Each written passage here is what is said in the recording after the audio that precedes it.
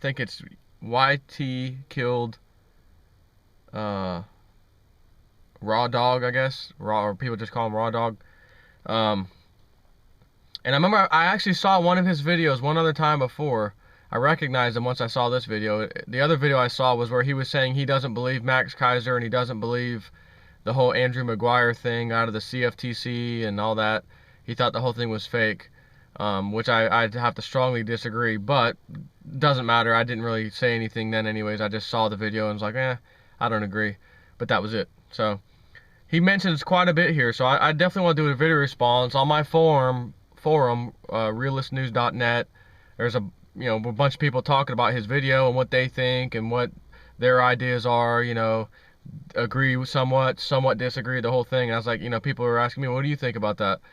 So I was like, I'm gonna have to do a video on this one. Actually, it's some pretty interesting stuff he's saying that I would like to comment on. So I'm going to do that, and I basically wrote down some of his points, typed them out, in Microsoft Word, printed it out, and I'm just gonna kind of go through it and chime in. So he first mentions the economy is getting weak and the stock market too. He feels that's coming together. That will happen. I will agree. I definitely see that. Everything, as the old saying goes, everything is a bubble. That does in fact include gold and silver to an extent. Having said that, even though the prices are crazy right now, for gold 1,500 something, silver again 37, as I've been saying, it's going back to 50 and beyond. I still stand by that, absolutely, and I stand by saying that I believe it will happen before the end of the year is out for sure, and most likely much sooner than that. That's my thought. But we are not in a gold and silver bubble, because when the stock market crashes, there's not going to be anything else left to put anybody's money in, including the big guys who have all the money. Where are they going to have their investors and everybody put their money? They got to do something. It will pour into gold and silver. It's going to happen. So anyways, I just want to throw that in there. His dream was always to put his money into gold and or silver and then go buy a house and a nice sized piece of property once he sold his gold and silver for a nice hefty profit. He wants a property where he could hunt, etc., that kind of thing if things go bad. That is exactly what I would like, to the T. So Raw Dog and my dream, so to speak, see, we're both bald and we both have the same dream, but we're not quite on the same page with gold and silver yet. And we may not be, but that's okay. We're all entitled to our opinions. But that is exactly what I would like to do. And like him, where he says, I feel the time is now. I was going to wait this out. I don't think it may end the way I originally thought it was going to end. And if they're going to confiscate gold or silver or do anything like that, or push the price way, way, way, way down, he's not willing to wait to see if it goes back up. He's not willing to wait to even have them press the price down past 35, 36, 37, where it's at now. So he's ready to sell now. He made a good point. He said he's in at about 12 to 15 or $18 or so, some of it at 18 per ounce for silver. So he's ready to sell it now for a 200 to 300% profit, which is great. I've said the same thing. I was buying when it was $10. I bought between 12, 13, 15 also. I bought some at 18 also. I actually very recently bought some at 50 and also some at 35. Not a lot. My bulk was done back sub 18. But it doesn't matter, because I would still advise anybody even at 50, because I'm telling you, I know it's going back there and beyond. Guaranteed. But without me going off track here, let me continue to do the video response to some of the stuff he's said. So anyways, we are on the same page as property, our future thoughts. Myself and you, man, we are identical. That's exactly what I would like. And to tell you the truth, I just would love to be in some part of like eastern, northern, possibly Tennessee area. Not even necessarily northern. It could be anywhere on the east side of Tennessee I'd be okay with. I just love that place. Plenty of hunting, plenty of wildlife, plenty of small towns, farm areas, etc. That's where I'd like to be. So he says he no longer wants to wait and wants to sell now. I understand. And at the same time, we, whatever you want to call silver holders, physical silver holders, we never bought silver to try to get rich quick or say, oh, in 6 months from now, I expect it to triple, quadruple, whatever, 3 times over, and then I'm going to sell. That's not what this was about. This was simply about hedging against what we feel and can clearly see is coming, as you agree too. We know where this is heading in the, the government, society, the economy, all of this. We know where this is roughly ending at. So we all want to prepare in advance, but I didn't buy silver, and I don't think a lot of people who are buying physical silver are buying it to say, oh, well, in another year from now, I'm going to be filthy rich. We're going to say in another year from now, my silver investment did very well while food and everything else climbed up, and while simultaneously the things that we need, such as food, gasoline, electricity, those things skyrocketed. Housing went down and crashed even worse. Other things, TVs, computers, that stuff crashes down because you don't need that stuff. Although you do need a house, the simple fact that the economy kicking in a sorry way is going to push the prices down even further. So having said that, if you did wait, I'm telling you, if you do wait, you're going to see in the very near future, and I'm talking near enough to probably well before you sell your house, before it actually happens and it sells, you will see silver back to and beyond the $50. And I'm telling you that because I don't know if you know the name Lindsey Williams or not, but I'm telling you, I've followed him. I found him in 2007 with this amazing story about who controls the price of oil and how they can tell OPEC what they're going to pay on any given day through the exact things you said, the paper markets on Wall Street. They dictate the price of real physical goods. That's how much of an insane world we're in, where a piece of paper that doesn't do anything is printed out of a printer, basically, and says, here's a contract for whoever wants to buy this contract. I actually have 100 of them here, but there's only one thing of the real good, but don't tell anybody that.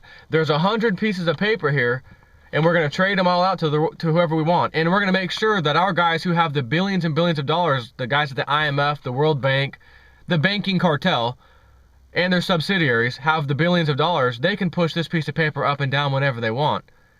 And while they're pushing the price down, they can make money. While they push the price up, they can make money. Therefore, they can dictate to OPEC and anyone else who produces oil what they're going to pay for a price or a barrel of oil on any given day. Just like they can do that today with gold and silver, they can do it with corn, they can do it with wheat, rice, sugar, all commodities, because nobody stands there and says, I want a demand delivery of 55 bushels of corn or whatever.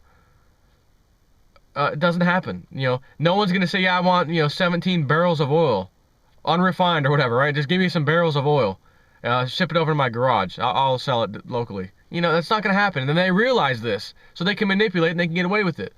So how do you stop that? You stop their tool, which is taking the physical away. Can you take the physical food away? No. Can you take the physical oil away? No. Can you take the physical silver and gold away?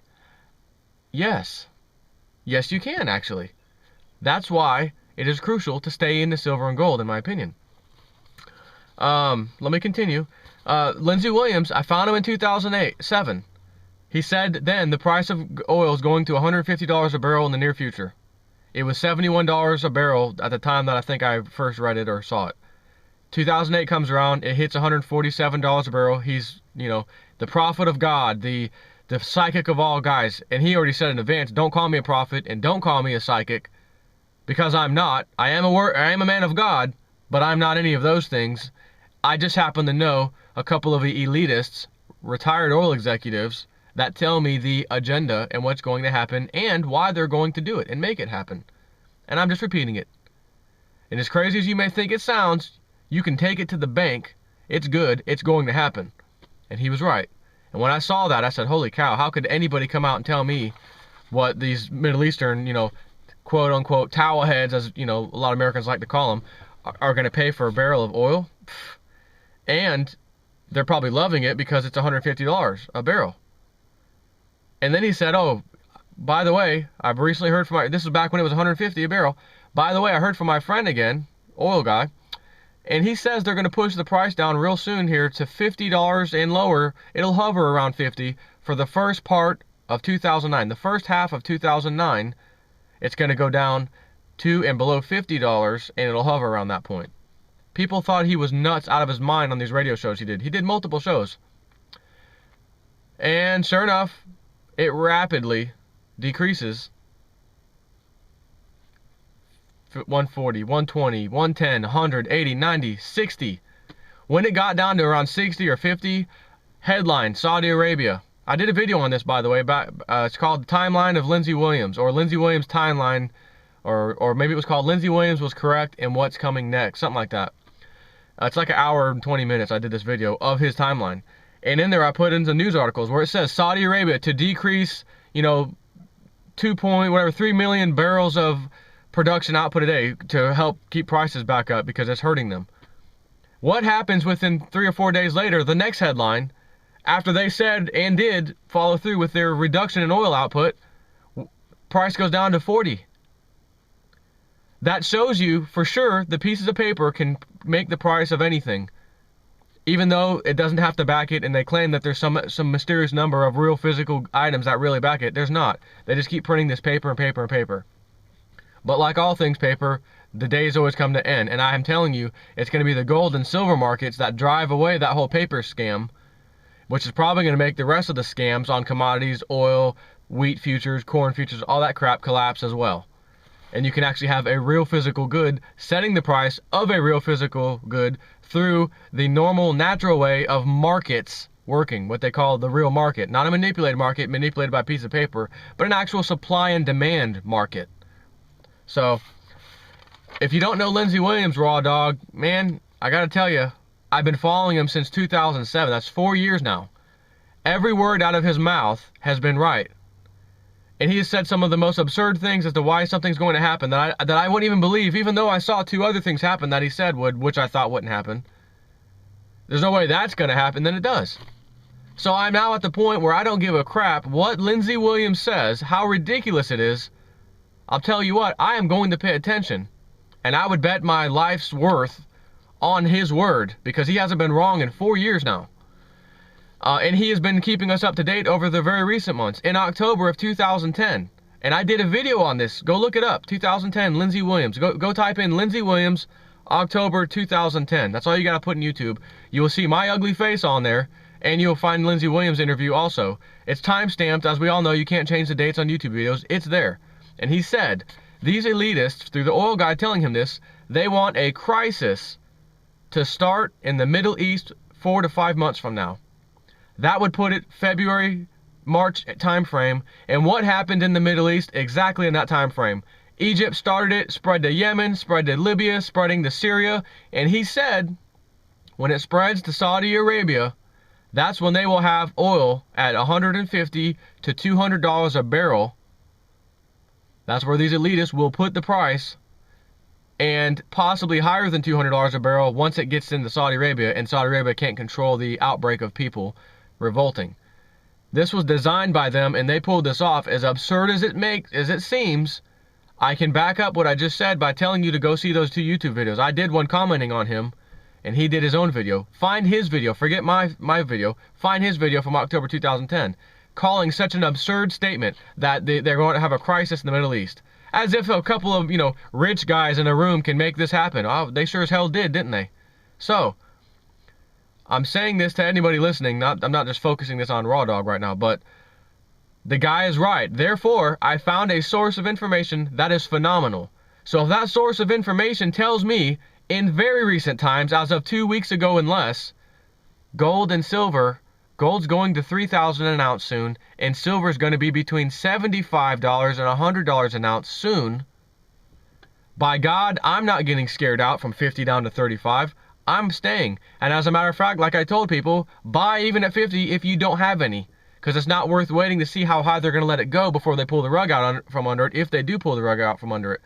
It may go 70, 80, and then they pull the rug out and you're down at 60. Then you're going to be like, damn, I should have bought at 40 or 50. If you don't have any, buy it. That's what I was saying.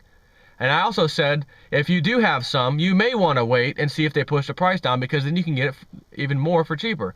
But at least you have some in case the price doesn't come down. But as we all saw, it did come down. However, it's not looking like it's going down much further now at this point. Could they manipulate it with the paper? Yes, they could. They own all the paper, and therefore they can change the price to whatever the hell they want.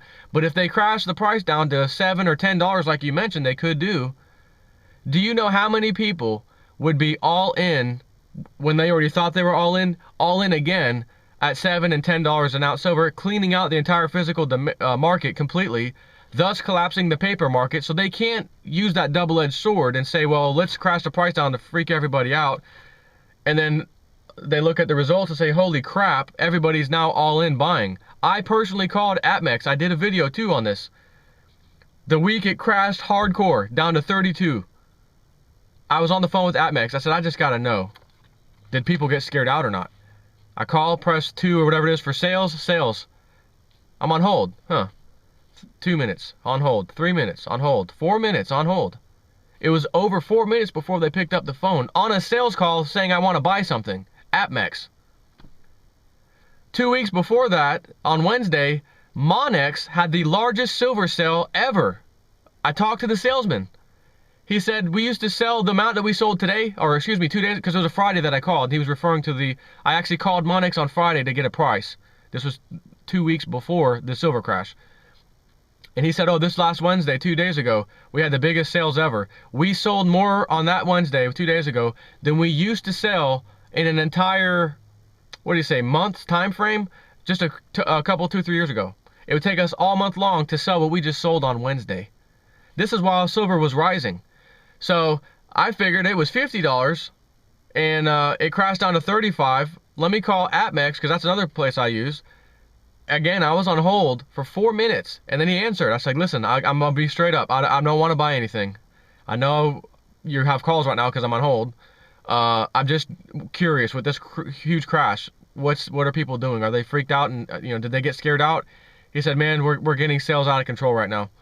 I've got at least 40 to 50 people on hold right now on the queue waiting for us to answer. And he said to me, I'm sure you already know you've been on hold for at least a few minutes, right? I said, oh, absolutely. I've counted actually 4 minutes. He goes, yeah, that should give you an idea of how much sales we're doing right now. I said, thank you. That's all I wanted to know.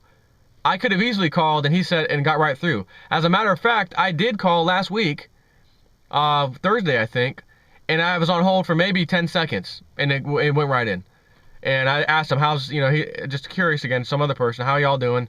And he said, well, he's like, it wasn't like the massive week we had a week ago. But in other words, when it was $32. But he said, we're having a great, there's still plenty, still plenty of sales coming in. We're doing really good right now.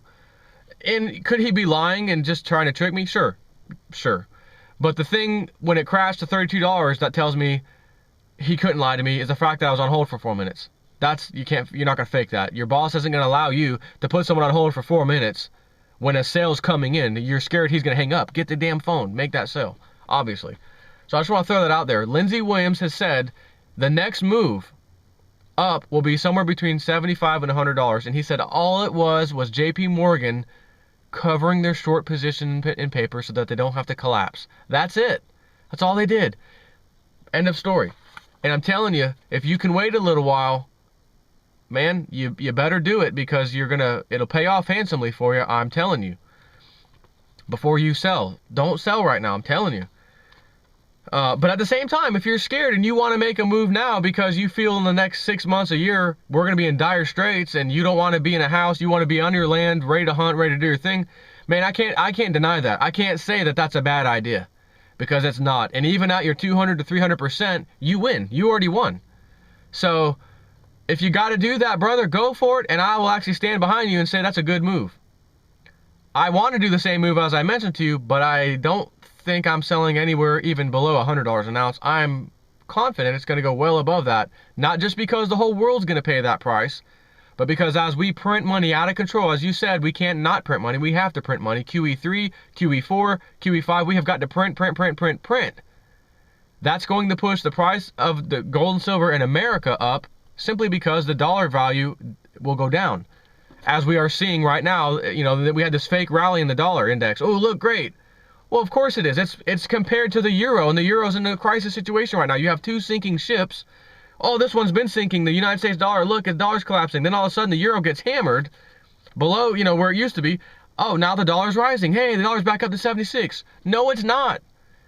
It's compared to two sinking ships that are about to be under the waterline here shortly. And that's another thing Lindsey Williams said. When the euro collapses, and I don't know if he meant the euro dollar or the European Union, or both, but apparently it's going to be both, because you're already hearing countries saying we're about ready to step out of this and create our own currency out of the euro. Therefore, the whole thing would be euro/euro dollar together. He said when that collapses, you will have about 2, 3, maybe 4 weeks or so to get out of all your paper assets and out of the American dollar if you can, because it's next and it'll go down hard. That's what he said. He didn't say it'll happen by October 5th of 2011. That's just the timeline of events that's going to happen in a certain time frame. They work off of time frames, not specific dates. That's what he was told. He's just repeating it. So, It may be $300-400 an ounce silver in American dollars. Meanwhile, across the border in Canada, it may only be 90 or 100. That's why I feel it's going to go to that level. But as an American, my house, my mortgage, my debt, whatever you want to call it, is in American dollars. I'll take a wheelbarrow full of those for my gold and silver, and then pay off all my debt and not care about anything, and then go get that house like you want on 50, 60, 100 acres of land next to a river or pond, or, you know what I mean? The dream, like you're talking about. That's what I want too. And I can get away from the stupid society, the idiots, the city folk that don't know jack shit about anything, and put me out there some farmland where people, you know, work together, their farming communities, that kind of thing. That's what I want. But I'm not ready to make that. I'm not ready to pull that trigger yet. Not until I see triple-digit pricing in silver. And even said that, not even $100 or $200 will I sell. And I feel very confident that it's going to go there and beyond. Lindsey Williams said the next move is $75 to $100, not the end result.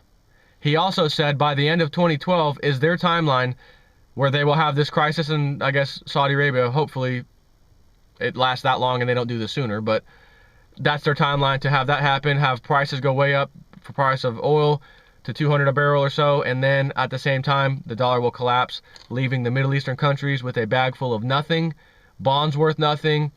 Sorry about your luck, we can't pay the debt, we never anticipated paying the debt, you lose, sorry about you guys. And then they're going to tell us, well, sorry about your luck, we're not selling you oil anymore, have a nice day. And then you'll find out, according to Lindsey Williams, we've had 4 or 5 massive reserves already tapped, already ready to go, on standby for 30, 40 years now, full of oil, could easily give the world oil, much less the United States itself oil, easily.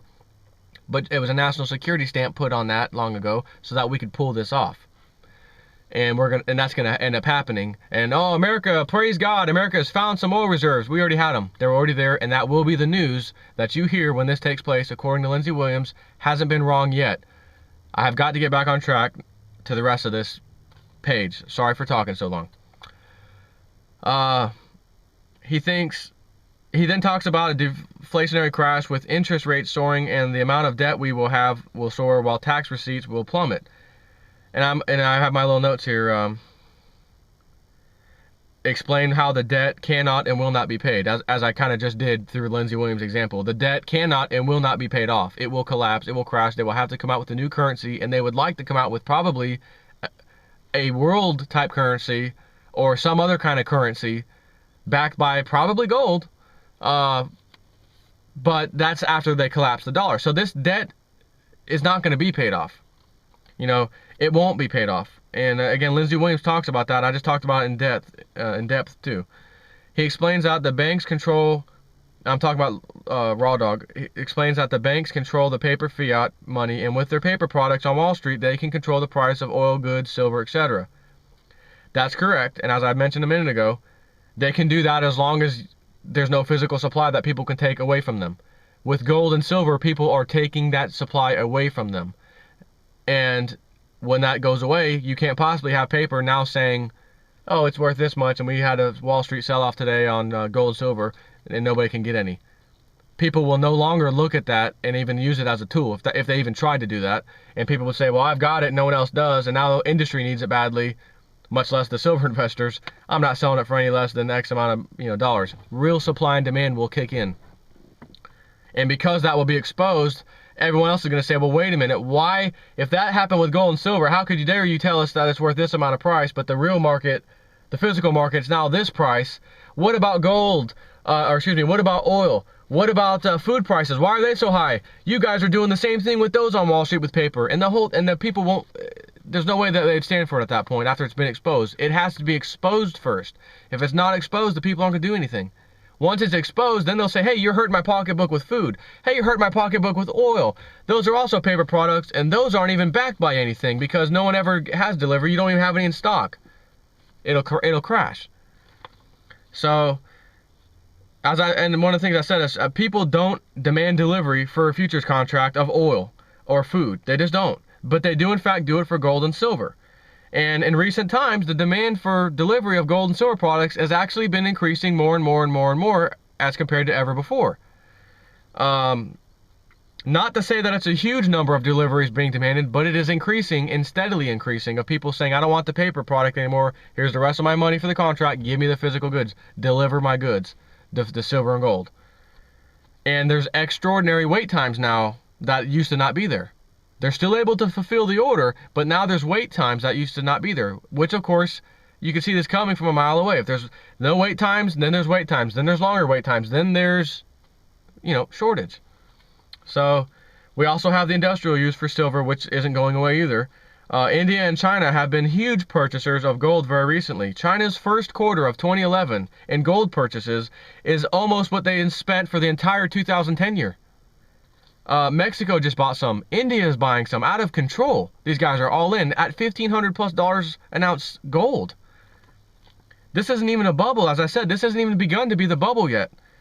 Average citizens are getting poor, he says. He thinks the majority of people do not have the money to buy gold and silver right now.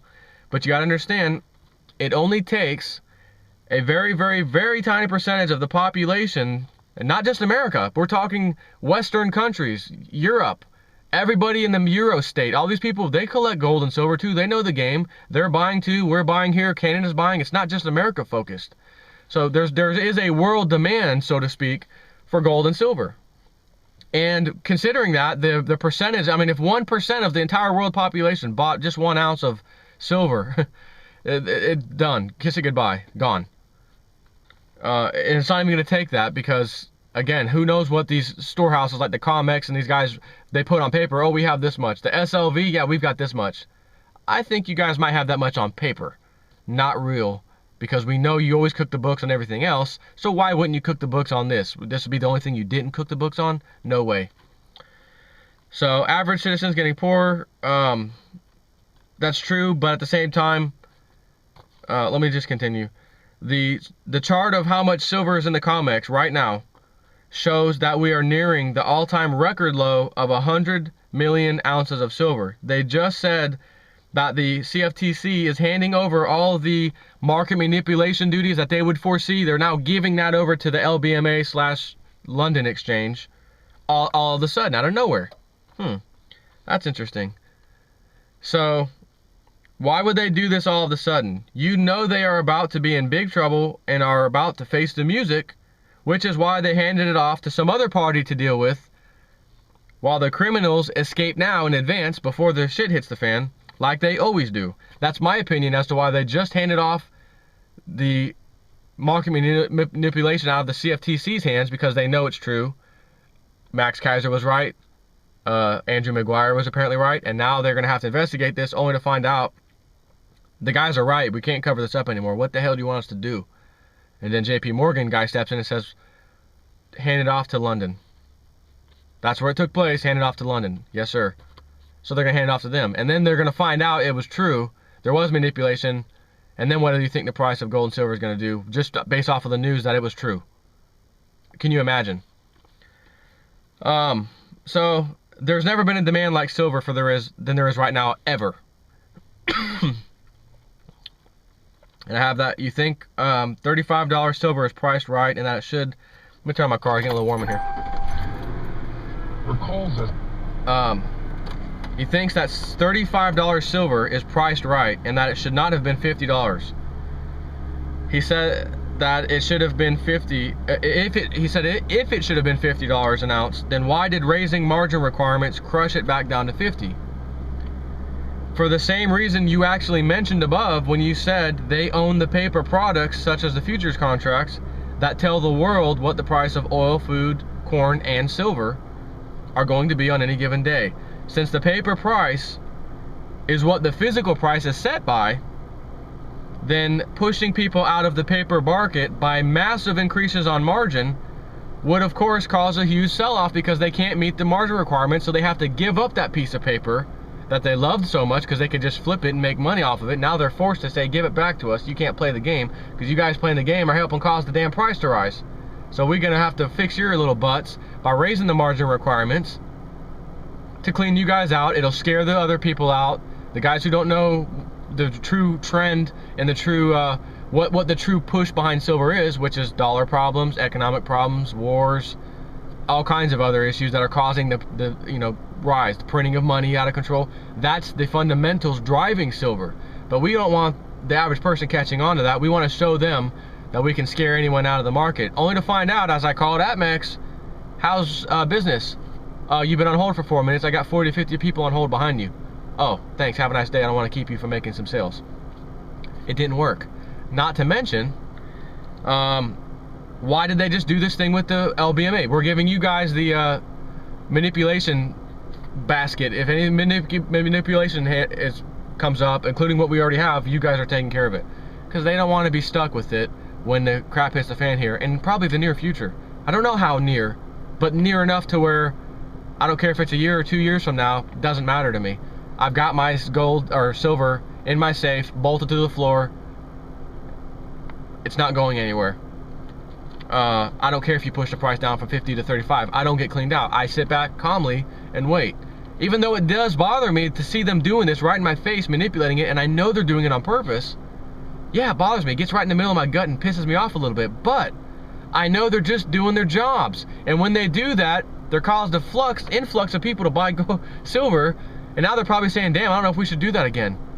Because every time we do that, more and more people are buying silver out of control. Wow, it's kind of a double-edged sword there. So what are they going to do? Hey, the ball's in your court now, guys. Keep doing it. It's just another tool out of the toolbox that you have to throw away when you're done using it. Not to mention, I have a chart or another video that I'll actually post on this video, link on the description, where I show you from like the last several years, down to I think 1996 or so, 95, of times where they increased margin requirements significantly, just like they did. I mean, huge requirement increases. And it had the same effect most of the time, where up, sell off, price went back down.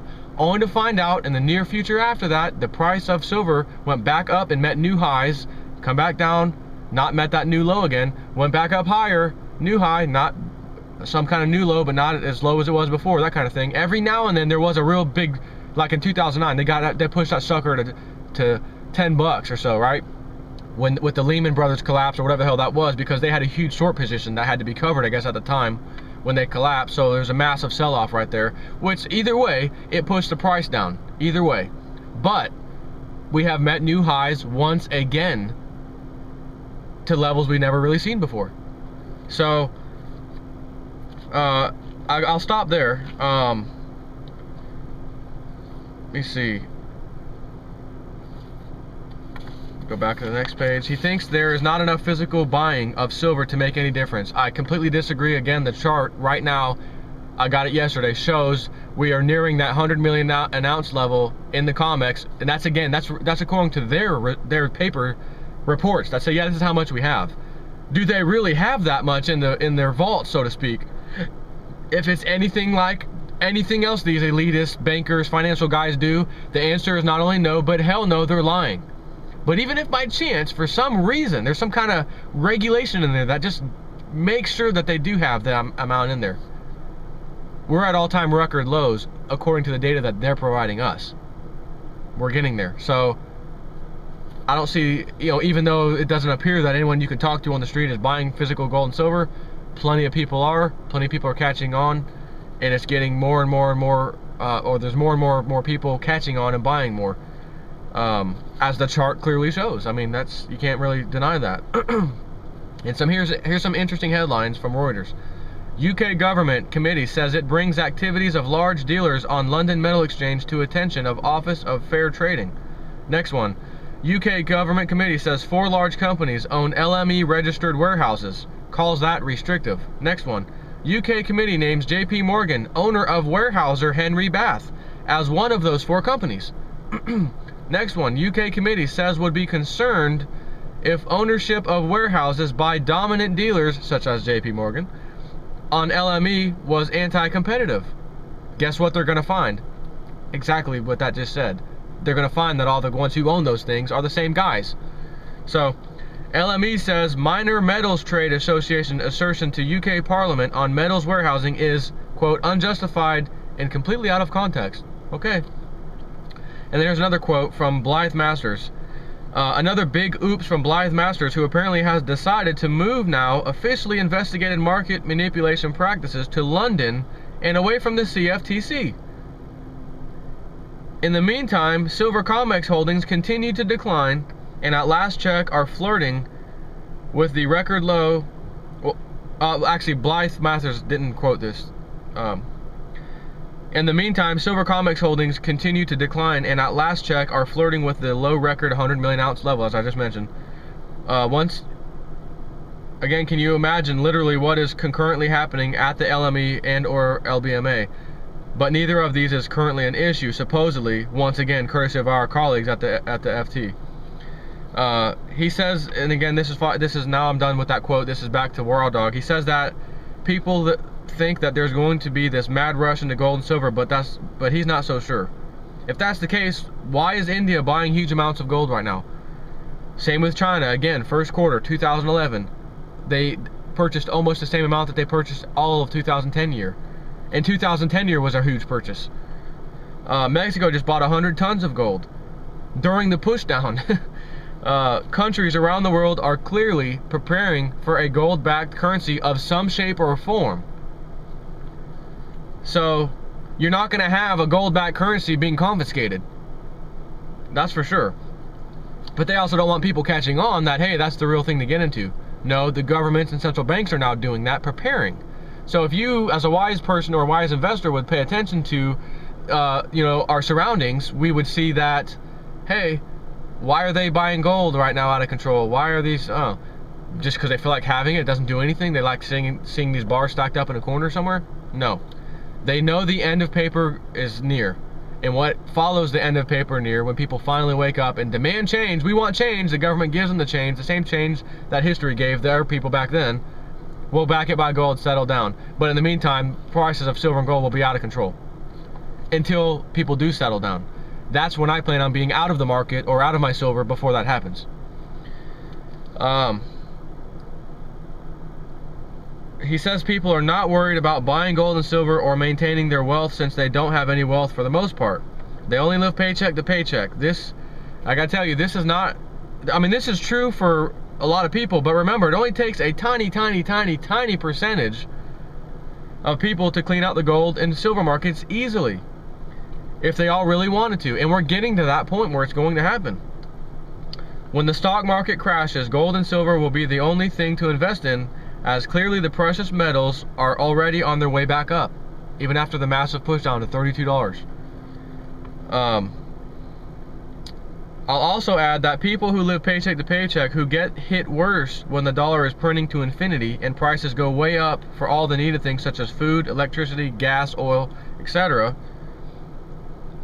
they will want to know how this happened and will be upset about this just as everyone else will. And they're not going to stand by and accept the answer from the government that we're coming out with another fiat paper currency backed by nothing, and you're going to get one of these new dollars for every 3, 4, 5, whatever of your old dollars.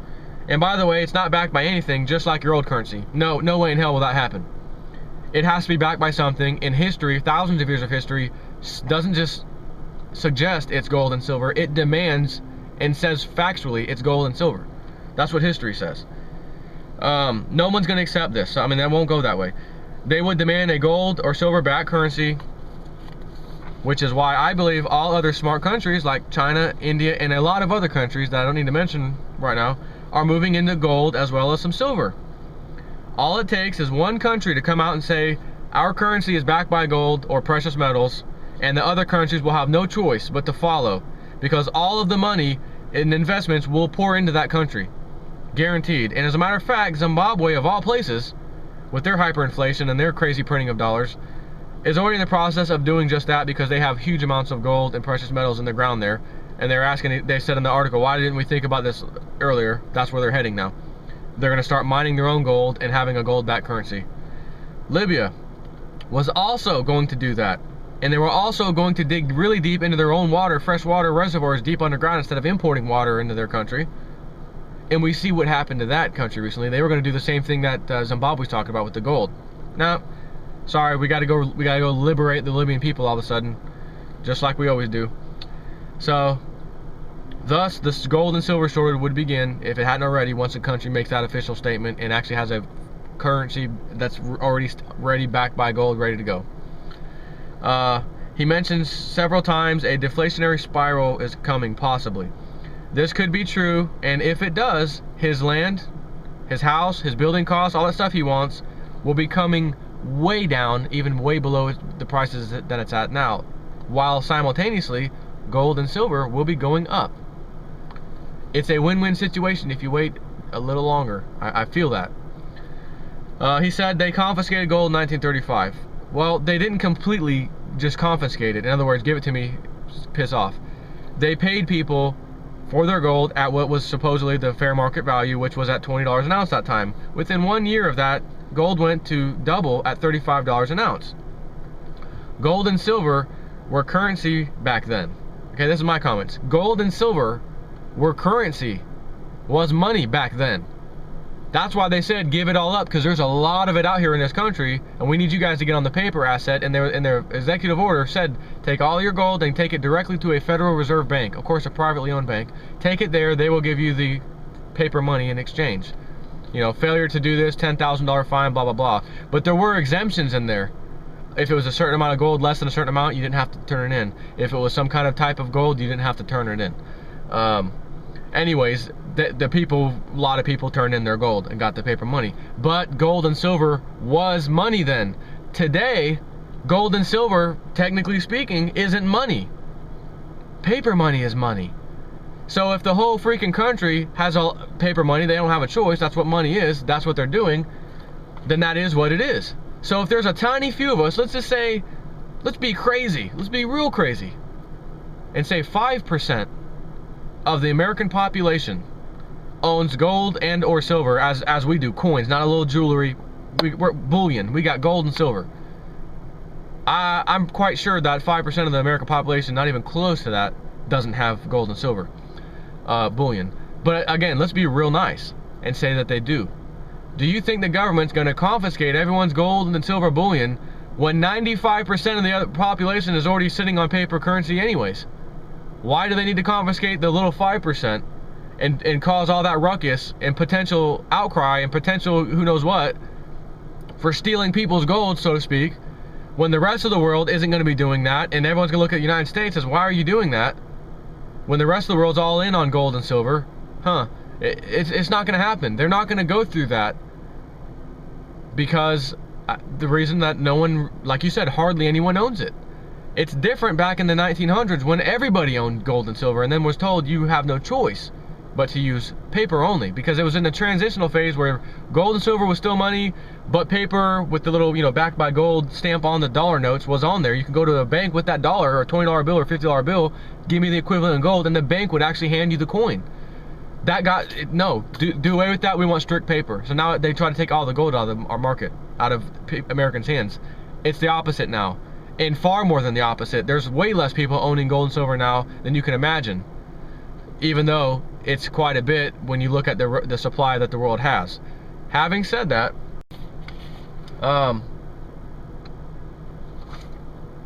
that's my last comment. And again, if you feel the pressure that you need to move right now and leave, man, like I said, I feel exactly what you feel. I am with you pretty much 100%. Not even pretty much. I'm with you 100%. Like I said in the very beginning of this video, get out, get the property, get that going. It's gonna take months to get set up, right? You wanna be in your place, doing your thing. You got deer, turkey, whatever, fishing place, water, whatever situation you're in. That's your dream, you know, house set up, whatever. I can understand wanting to get out now and you can take your 200 or 300% profit.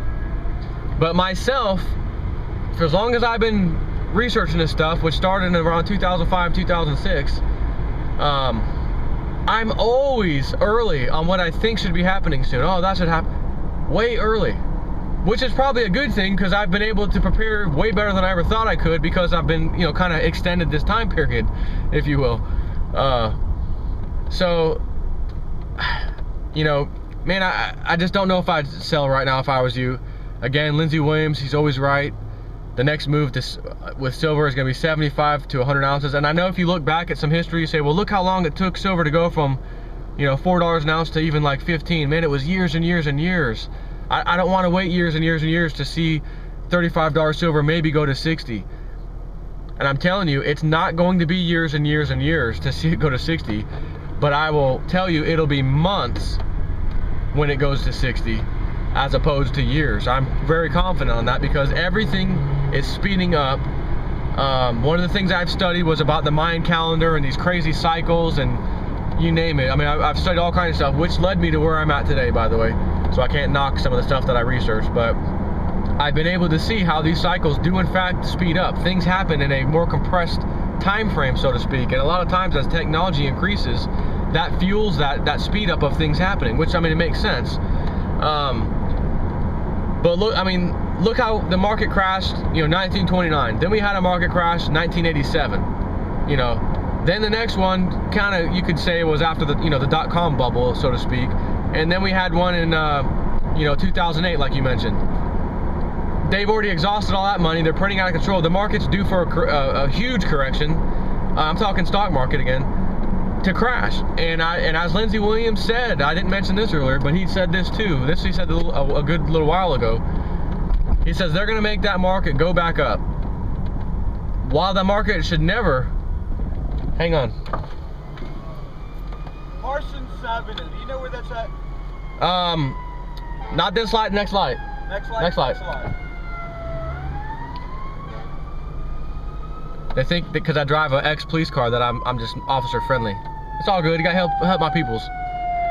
So he said the stock market, he said this a while ago, is going to go back up. And when you see normal news where they would normally show, you know, oh, such and such news out of whatever, market's down, you know, 50 points today. That kind of news, oh, that such and such news headline, oh, market's down.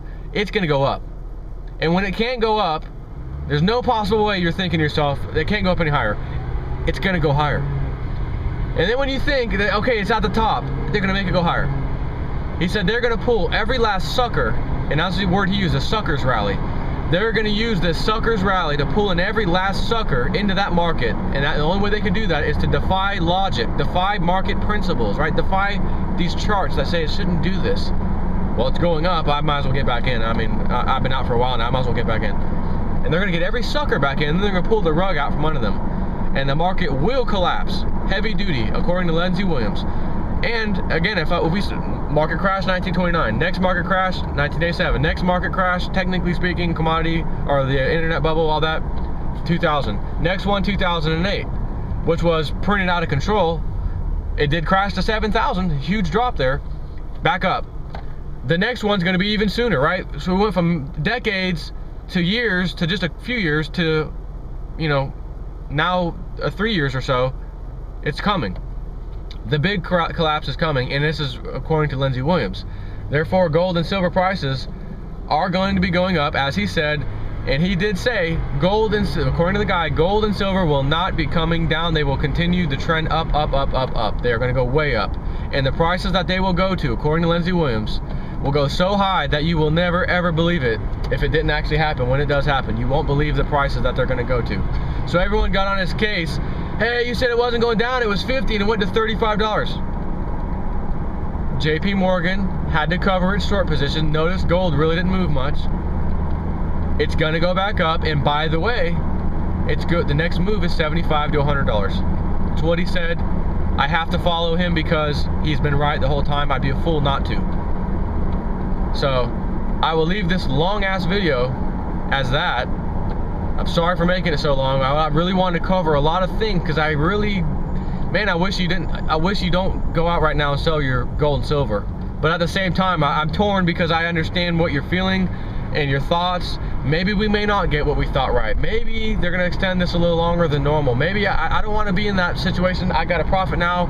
Let me take my profit. Let me get my property. I'm out of here. And man, more power to you if you do that.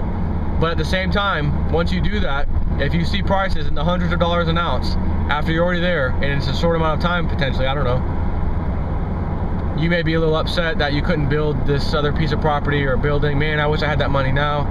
But at the same time, at least you're on your property. You got somewhat of your dream going. You know, good for you. That's it. Everybody, have a nice day.